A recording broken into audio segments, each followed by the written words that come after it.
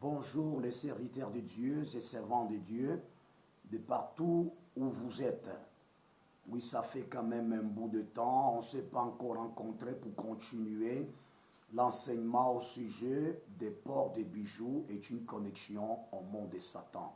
S'il y a de ces pasteurs-là qui vous disent qu'une femme peut porter des bijoux, là, ils sont en train de vous mentir, ils sont en train de vous tromper, ils sont en train de vous faire connecter au monde de Satan.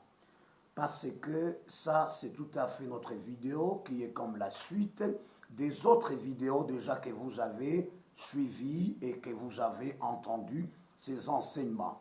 Beaucoup de gens quand même ont apprécié. Pour quelle raison? Parce que nous devons déclencher la vérité. Parce que la parole que nous prêchons, c'est la parole de la vérité. Nous parlions, c'était avec beaucoup de gens qui nous ont suivis. Il y a d'autres qui ont même envoyé beaucoup, parfois des messages. Oui, que le Seigneur vous bénisse de partout où vous êtes.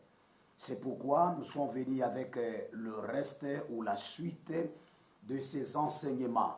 Après avoir parlé au sujet des ports de bijoux, que c'est une connexion au monde de Satan, nous avons démontré quand le pasteur Tunasi de Kinshasa, il a beaucoup introduit des faussetés et lui-même d'abord, il est faux pasteur. C'est lui qui a introduit de tels systèmes avec sa vidéo que nous avons, qu'il est en train de dire que Dieu n'est pas contre les bijoux, mais il ment, il trompe les gens. C'est ainsi que nous avons commencé ces enseignements. Je les citais parce que je connais ce que le Seigneur m'a déjà dit et tout ce que je vous avais également dit dans les vidéos précédentes là. Parce que, à la lumière de la parole, vous avez suivi et les versets bibliques vous ont été donnés. Maintenant, il est temps que vous lui posiez des questions. De quel enseignement, d'où est-ce que vous tirez ces enseignements pour que vous puissiez dire que Dieu n'est pas contre le bijou. Avant ça également, ces arguments pour dire que non, vous savez, Esther portait cela quand le temps Babylone, il avance également que Joseph portait cela quand il était en Égypte. J'avais tout explicité. Il reste certaines parties à ce qui concerne Joseph, à ce qui concerne Esther. Suivez-moi également attentivement pour que vous puissiez comprendre. Parce que ces serviteurs du diable, ils sont très malins, comme Christ avait dit que les enfants des ténèbres sont plus malins que les enfants de la lumière. Quel qu'en soit le malignité, mais nous les découvrons au nom de Jésus-Christ. Nous avions dit au sujet de Genèse, c'était le chapitre 35, le chapitre 35, le verset 1 jusqu'au verset 5. C'est bon que vous ciblez le verset 2 et le verset 4 qui nous ont donné l'éclaircissement que ce sont de Dieu, ce sont des faux dieux. Parce qu'il attaquait, en tout cas, les écrits de l'apôtre Paul pour dire que non, 1 Timothée, le chapitre 2, le verset 9 et le verset 10. Dans l'épître où l'apôtre Paul est en train d'interdire, il n'interdit pas lui. C'était la parole de Dieu. Je vous avais fait voir cela, que même l'apôtre Paul a tiré là dans l'Ancien Testament, que Dieu lui-même aurait interdit à ses fidèles, à ses enfants. Et tu ne peux pas marcher 2 ou 3, se passer avec 2 femmes, 3 femmes, sans pourtant voir des femmes porter des bijoux, des chaînettes, vous voyez, des bracelets. Tous ces bijoux-là, ce sont des connexions dont vous vous connectez au monde de Satan. Et vous serez possédé de temps à autre. Et vous serez possédé aussi longtemps que vous les portez. À moins que vous les abandonniez. Là, cette fois-là, vous serez maintenant libéré de cette possession-là. Voilà que nous vous avons parlé et nous continuons. J'avais même parlé à ce qui concerne de formes même des bijoux. Il avança pour dire que les enfants d'Israël, quand ils sortirent de l'Égypte, ils demandèrent quoi? Des bijoux aux Égyptiens pour qu'ils aillent façonner je ne sais pas quoi que ce soit, ce que lui-même voulait dire là-bas. Je vous avais tout montré, je vous avais tout dit. Je vous avais fait connaître que non, ce n'est pas ce qu'il disait là. Je lui ai fait voir et je vous ai fait voir la différence entre la poterie et la bijouterie. Les enfants d'Israël, quand ils étaient au point de sortir, comme l'Éternel Dieu leur avait dit de demander, pas de demander des bijoux, ils avaient demandé des poteries, à moins que quelqu'un ne connaisse pas la différence entre la poterie et la bijouterie. Ce n'était pas de la bijouterie qu'ils ont demandé, non. C'est la suite aujourd'hui. C'était comme un défi lancé. Il dit que non, vous savez, Joseph aussi, quand une fille en Égypte, il portait cela. Je vais d'abord t'informer, comme j'en avais également parlé, qu'au temps où Joseph était arrivé au pouvoir, il n'était pas encore digne d'un serviteur.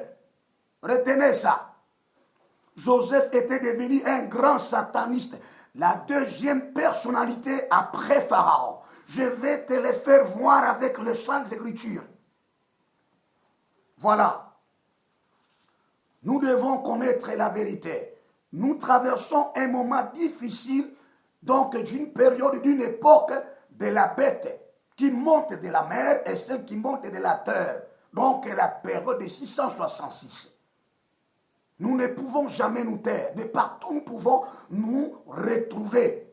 À vous maintenant d'écouter. Parce que c'est tout à fait une suite. Pour ceux-là qui sont nouveaux parfois à la chaîne, ils peuvent nécessairement voir d'autres vidéos déjà précédentes là. Alors vous verrez, les vidéos sont même numérotées. Donc, numéro 1, 2, 3, 4. Si vous tombez sur la vidéo numéro 3, cherchez la vidéo numéro 1 pour comprendre d'où est-ce que nous venons. Et d'où est-ce que nous sommes? Et d'où est-ce que nous partons? Voilà, là, ça peut vous aider. Sinon, vous tomberez sur la vidéo numéro 6. Alors, tant que tu n'as pas encore compris d'autres vidéos là, tu auras du mal à nous comprendre qu'est-ce que nous disons. Voilà, je fais un petit rappel pour vous, c'est ce que je viens de vous dire. Maintenant, aujourd'hui, qu'est-ce qui va nous tiquer? Qu'est-ce qui va nous amener à bien parler au sujet des port des bijoux? Une connexion au monde de Satan.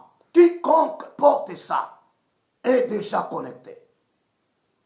C'est pourquoi je vous avais dit que quand Ézéchiel dit que ce sont ces histoires, ce sont ces objets-là qui vous ont fait tomber dans l'iniquité, nos sœurs, nos mamans, sauvez-vous. Ce n'est pas de vous embellir que vous êtes en train de faire ça. Non. Vous cherchez quoi? Dieu, on ne badine pas avec Dieu. Vous savez ça.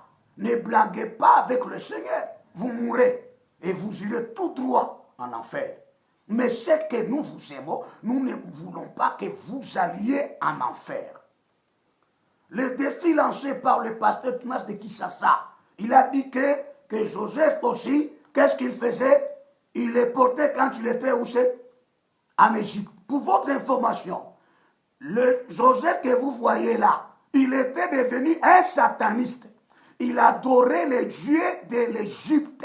Je vais te le faire prouver. Et même Joseph que vous voyez là, il pratiquait maintenant la divination.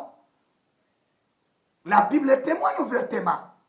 C'est la raison pour laquelle dans les enseignements de Jésus-Christ, dans le Nouveau Testament, il n'a jamais fait une comparaison ou encore un rapport avec Joseph. Jamais. Dans les enseignements, notre Seigneur Jésus-Christ, il n'a jamais cité ce Joseph-là. Alors, la première des choses, s'il a dit que Joseph est problème de l'Esther, je vais revenir sur cela. Pour Joseph, une fois, s'est retrouvé au pouvoir en Égypte. Qu'est-ce qui s'est passé? Il n'avait qu'à suivre les rites égyptiens. Retenez ça.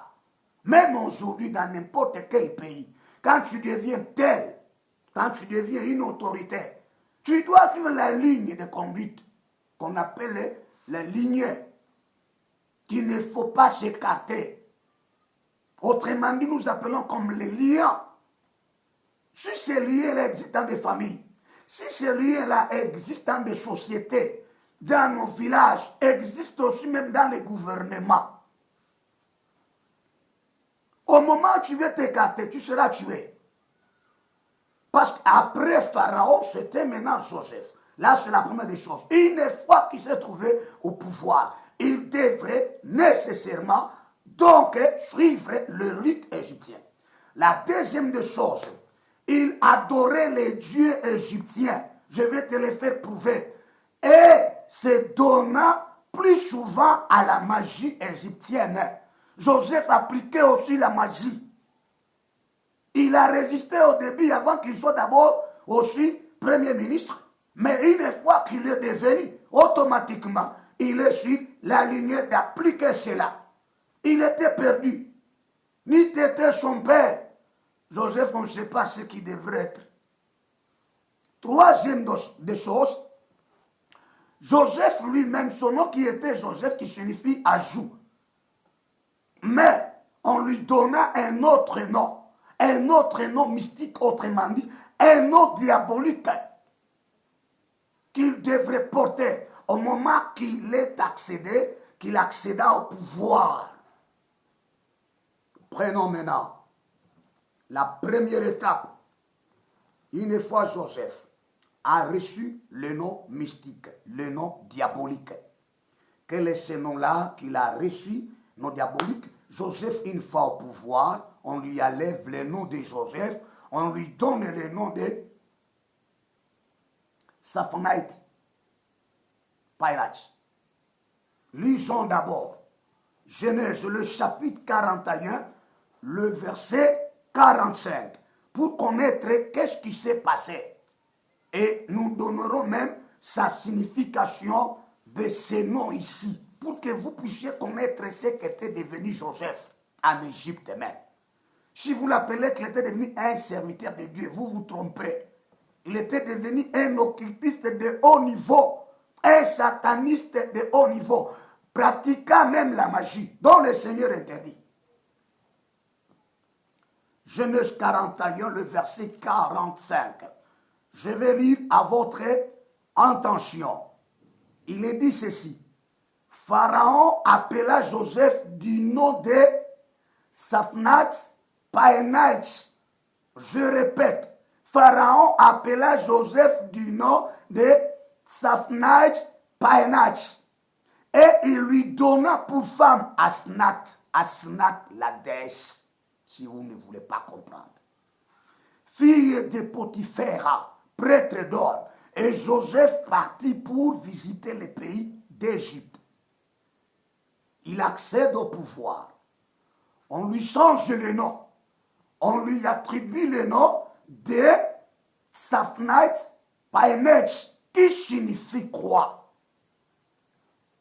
Un nom diabolique, un nom mystique, qui signifie quoi? Qui signifie Dieu parle et l'homme vit. Quel est ce Dieu-là? Dieu du ciel? Non, ce sont des faux dieux. Voilà maintenant. Donc, une autre signification avec d'autres. Ils disent que c'était maintenant donc grande maison du soleil. Voilà qu'il était au service du Dieu soleil. Où c'est? En Égypte. Qui celui-là? Joseph. Après quoi? La troisième signification, ça dit sorcier, un grand sorcier. Qui est le grand sorcier? Joseph. Il ne porte pas encore le nom de Joseph. Si vous trouvez ce nom-là dans la Bible, ce sont ses frères qui l'appelaient comme cela. Mais les Égyptiens ne l'appelaient pas comme ça. Saphnath Painach. Dieu parle, l'homme vit. Grand sorcier, autrement dit, grand magicien. C'est ça ce que ça signifie. C'est pourquoi il devait adorer le Dieu égyptien. Il devait aussi se faire quoi? Se cadrer avec ce système-là politique ou c'est de l'Égypte. Voilà les enseignements de notre Seigneur Jésus-Christ n'a pas fait référence à Joseph. C'est ça d'abord si vous ne savez pas. Alors, la seconde étape, c'est quoi? Joseph se marie, on lui donne une femme qui s'appelle Asnatha. Asnata, donc, qui veut dire déesse. Le père même de cette femme-là, c'était un prêtre. Pas un prêtre dans une église ou un prêtre de Dieu. Non, un prêtre dans le pyramide. Le lieu diabolique. Le lieu où les démons agissaient. Vous voyez déjà? Ni t'était son père Jacob. Joseph mourait païen. Ni t'était Jacob, je vous dis, son père là. De son retour, quand tu l'es venu trouver Joseph déjà dans cette pratique-là. Frère, la Bible témoigne ouvertement. Je vais te faire comprendre ça. Ne donnez pas des versets dont vous ne connaissez même pas vous-même. Ne donnez pas des versets dont la complicité de ces versets-là vous détruisent de temps en temps. Vous cherchez à détruire même le sens de la parole de Dieu. Les bijoux, ne dites pas que les bijoux, Dieu n'est pas contre les bijoux. Dieu est contre les bijoux. Vous mourrez. La deuxième étape, on lui donne la fille de qui? Du prêtre Potiphera. Prêtre du Dieu soleil. C'est ça. Parce que son nom même est Potiphera qui signifie qui appartient au Dieu soleil. Il est serviteur du Dieu soleil. Avec sa fille là aussi, Asnata, toujours le nom de quoi? Des déesses. Autre part. Sachez-le aujourd'hui, le nom aussi c'est tout à fait une porte d'entrée des démons. C'est la raison pour laquelle le nom a des significations dans la vie, à votre intention et à votre avis. Et ce que je vous fais comprendre, c'est quoi? Quand un enfant veut naître, une fois l'enfant naît, vous sur le même jour déjà, vous donnez quoi? Les noms. Qui vous a pris ça? Et les noms là, quand vous les donnez, sachez bien que, donc, Dieu envoie l'ange. Le diable aussi, il dégage, il voit aussi son ange. Pour connaître de quel nom pourront donner à un enfant. Une fois vous donnez le nom à votre enfant, dans lequel se trouve le nom de ce gouvernement diabolique, automatiquement, donc, l'identité revient dans les documents diaboliques. Mais si seulement vous lui donnez le nom de Dieu, automatiquement, donc, l'ange du diable ne peut pas s'intéresser. Il doit partir.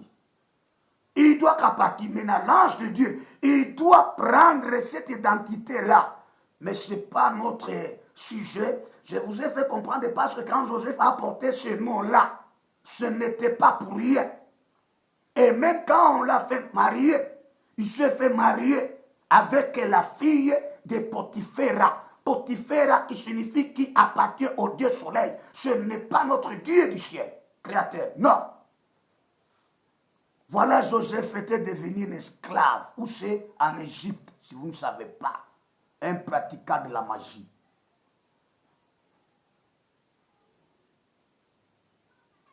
Asnata, déesse Neita. Déesse Neita qui signifie la reine du ciel.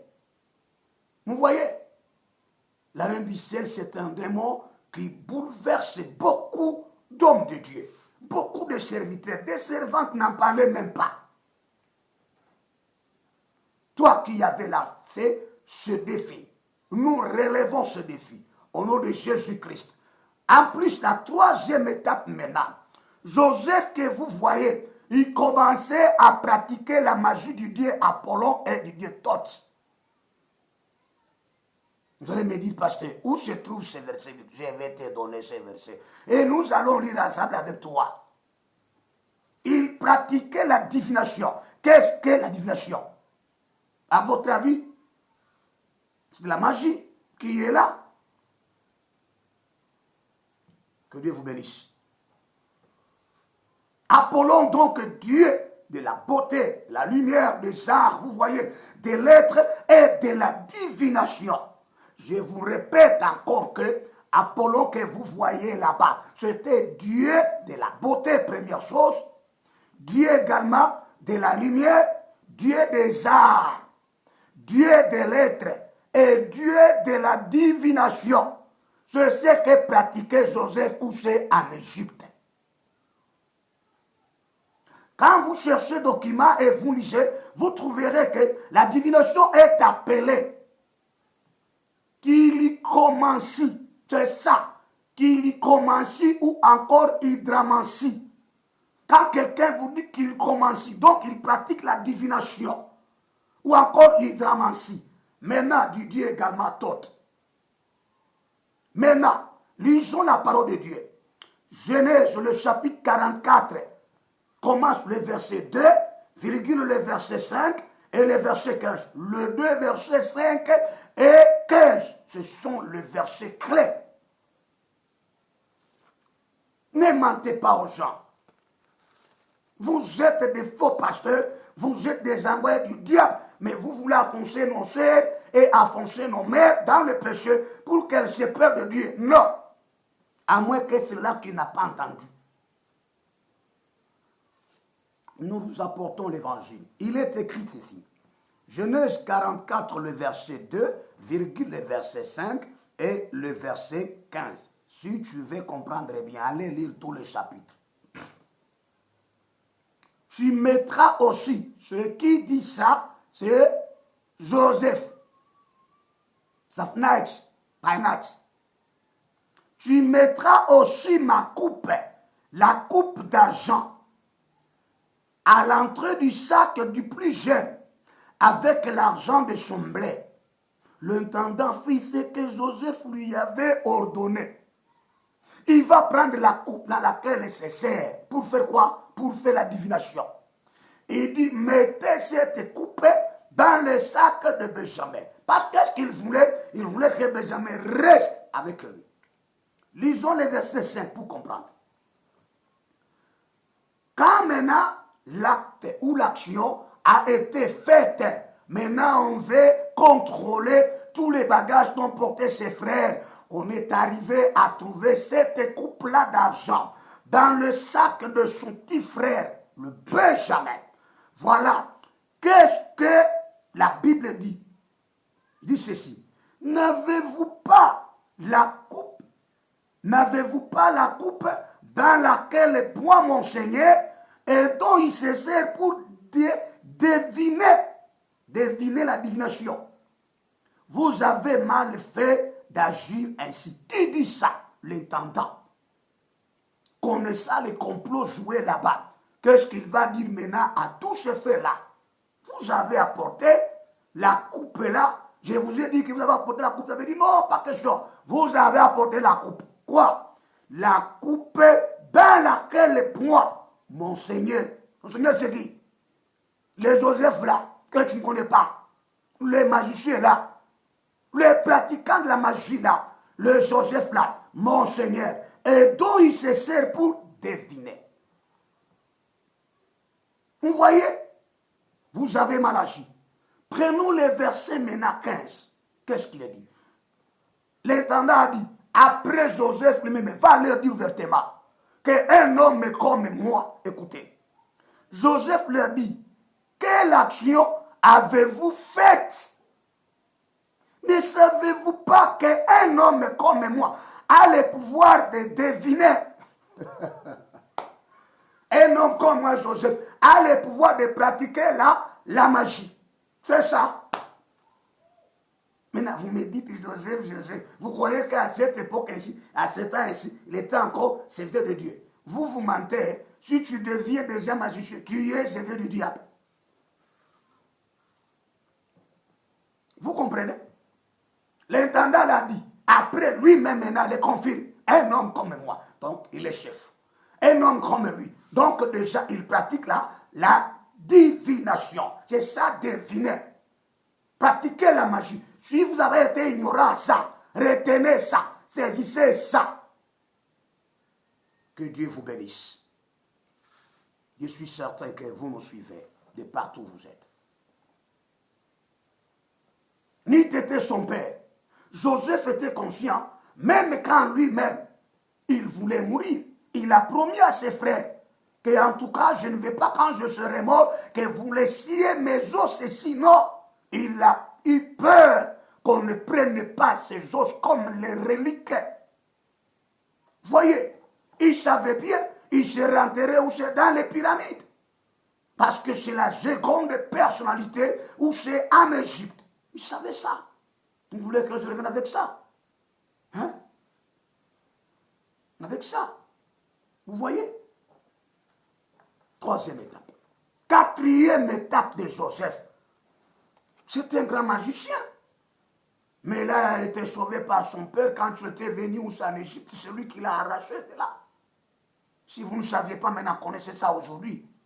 Si vous voulez vous en servir de ces versets-là dont vous ne comprenez même pas, vous dites Joseph aussi, portez ça. C'est vrai. Il était magicien comme toi. Quatrième étape.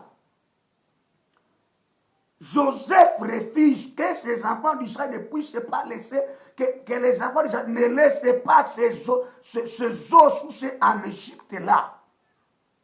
Il dit, en tout cas, je suis certain que Dieu vous visitera. Mais quand le Seigneur va vous visiter, vous ferez remonter mes os loin d'ici. Parce que son père lui aurait conseillé. Et alors il a jugé bon quand même de laisser de la magie, connaissant que non, je suis tellement pris dans le piège. Et alors les enfants d'Israël, c'est pourquoi la Bible dit que Moïse monta avec ses os de qui? De Joseph, loin de l'Égypte. Il va les enterrer aussi en Israël, pour que Joseph ne soit pas comme un moyen pour d'autres autorités de se servir de lui avec ses reliques.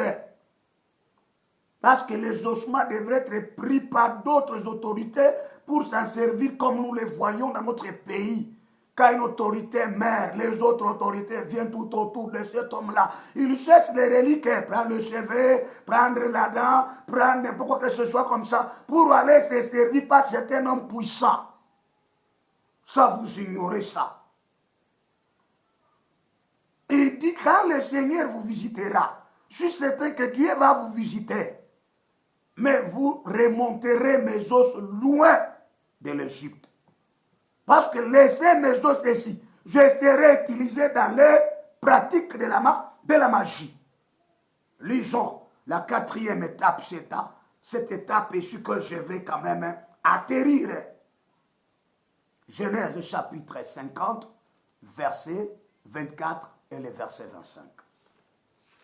Vous voulez mentir aux gens, vous. On ne sait pas d'où est-ce que d'abord vous êtes venus. Hein? Il est dit ceci, 24 verset 25, Genèse.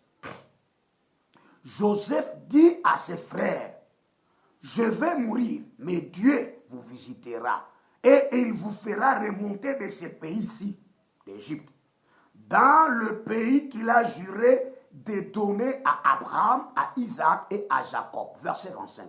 Joseph fit jurer les fils d'Israël. Fit jurer les fils d'Israël. De dire quoi?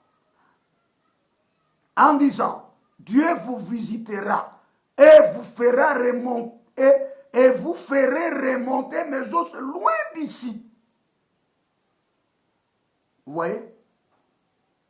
Vous voyez? C'est la raison pour laquelle même son père, avant de mourir, il a juré aussi à Joseph que Joseph, je ne vais pas qu'on m'enterre ici. Parce que ici, c'est la pratique de la magie. Je ne vais pas. Quand je mourrai, vous allez m'enterrer aussi chez nous là. C'est pourquoi Joseph a aussi accepté.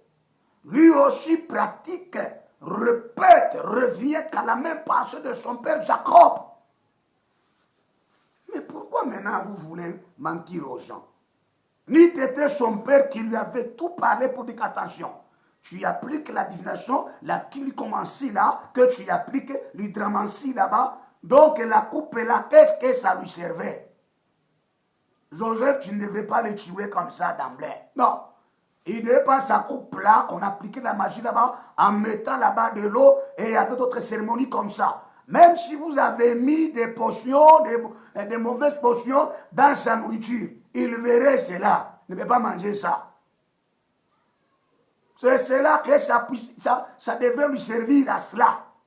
Découvrir même si l'on veut le tuer. Donc à travers cette coupe-là, c'était une coupe magique. Une coupe dont tu l'utilisais. Il se servait de cette coupe-là de démanteler, de découvrir donc le danger de sa mort. Donc elle doit découvrir, non, on m'a piégé, on m'a mis une potion là-bas et elle ne peut pas manger. Mais pourquoi aider même comme moi? Vous voyez? Vous voyez? Il ne voulait pas. Il ne voulait pas. Je n'ai pas à vous faire rire que non. Écoutez, mais Moïse a pu remonter avec ses os. Là, vous les connaissez quand même. C'est la raison pour laquelle Moïse a pris les os de qui? De Joseph. Quitté avec ses os, c'est là où c'est, de l'Égypte vers Israël. Selon ce que Joseph lui-même, avant de mourir, il a juré à ses frères que voilà ce que vous ferez. Laissez mes os ici. Je serai un sujet de moquerie sur lequel toutes les autorités vont commencer à m'utiliser. Vous irez loin avec mes os là-bas. Donc, cette promesse devrait tout simplement se perpétuer de génération en génération, jusqu'à l'atteindre au temps de Moïse. Moïse, serviteur de Dieu, on lui a aussi parlé de cela. Il a respecté, il a pris ses os là-bas. Les os de Joseph, allez les enterrer aussi en Israël. Que le Seigneur vous bénisse. Voilà le défi qui a été lancé par le pasteur Marcelo Tounassi. Alors, nous vous disons qu'il ne faut pas suivre de tels pasteurs-là. Ils vous induisent en erreur. Ils savent ce qu'ils font. Je dis qu'ils sont très malins. Ils appliquent les versets bibliques. Donc, si tu n'es pas souple, tu vas t'enterrer. Ça, c'est ça la partie d'abord à ce qui concerne Joseph. Au sujet de Joseph. Je reviens encore avec le sujet d'Esther. Ne mentez pas qu'Esther portait des bijoux. Non. Ce ne sont pas vos films là-bas. Les films là-bas dont on fait voir, ce ne sont pas des réalités. Ce sont des fictions, des imaginations. Et n'avez pas porté ça. Je reviens encore que Dieu de partout vous êtes. Vous bénissez. Amen. Si vous avez compris, c'est bien de liker et c'est bien de vous abonner pour ne pas manquer d'autres réalités, d'autres vérités. Nous courons un risque.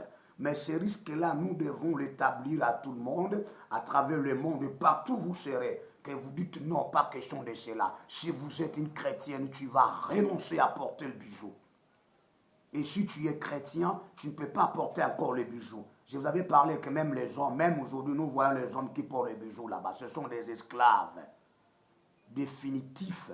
Ce sont des gens déjà dévoués au service du diable. Mais de partout que vous êtes, que le Seigneur vous soit. Amen. C'était le Père Sheba. Vous verrez la seconde également, partie au sujet d'Esther pour éclaircir les mensonges qui ont été lancés comme un défi. Nous les relevons au nom de Jésus-Christ. Amen.